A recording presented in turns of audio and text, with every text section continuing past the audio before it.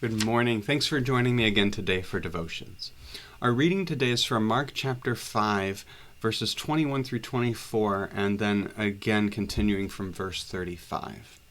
It says, "When Jesus had crossed again in the boat to the other side, a great crowd gathered round him, and he was by the sea.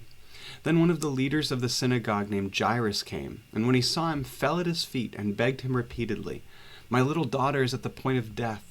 Come and lay your hands on her so that she may be made well and live.' So he went with him." And then continuing from verse 35. "When he was still speaking, some people came from the leader's house to say, 'Your daughter is dead. Why trouble the teacher any further?' But overhearing what they said, Jesus said to the leader of the synagogue, 'Do not fear, only believe.' He allowed no one to follow him except Peter, James, and John, the brother of James. When they came to the house of the leader of the synagogue, he saw commotion, people weeping and wailing loudly. When he had entered, he said to them, 'Why do you make a commotion and weep? The child is not dead, but sleeping.' And they laughed at him. Then he put them all outside, and he took the child's father and mother and those who were with him, and went in where the child was. And he took her by the hand and said to her, 'Talitha cum,' which means, 'Little girl, get up.' And immediately the girl got up and began to walk about. She was 12 years of age. At this they were overcome with amazement. He strictly ordered them that no one should know this, and told them to give her something to eat." This story of healing is one that has a lot to it, because this passage that we skipped over is another story of healing that interrupts this story of bringing this supposedly dead daughter back to life. And this person that Jesus heals in this in-between is someone who would have been regarded as unclean, someone who would have been outside the community.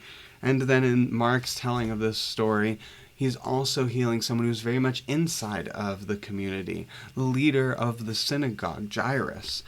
And so Jesus heals someone outside and then comes and heals someone who supposedly has died, this daughter. And so Jesus shows compassion again to people from all walks of life, young and old, outcast and religious leader, people who seem to deserve healing and people who very much seem to not deserve healing. I'm amazed by Jesus' compassion over and over again, that Jesus doesn't ask people to justify themselves. Jesus doesn't ask people to earn their compassion. Jesus doesn't ask people to earn their healing. And the couple cases where it seems like that is true, it's when it seems like Jesus is asking people to earn their healing, it's really Jesus asking them to take charge of themselves and to claim who they are. And it's about the transformation of the community as well. Jesus' compassion has purpose, to show that the people receiving it have value, and to show the community that the people receiving that compassion have value to them as well. If you are in need of that compassion, I hope you feel encouraged to ask for it. I hope that you feel and see Jesus offering you compassion. I hope that you are empowered by Jesus to offer compassion to others in your life. Would you join me in prayer?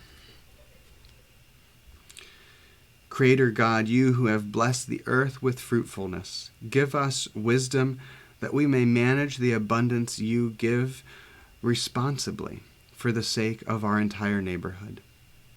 Amen. Have a blessed day.